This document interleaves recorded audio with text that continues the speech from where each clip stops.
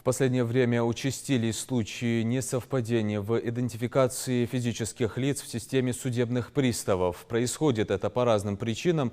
Неправильно предоставленная информация о гражданине в службу ФССП, совпадение данных двух разных лиц или же мошенничество с последующим арестом средств гражданина. Именно для таких ситуаций в службе судебных приставов функционирует горячая линия 55 18 85.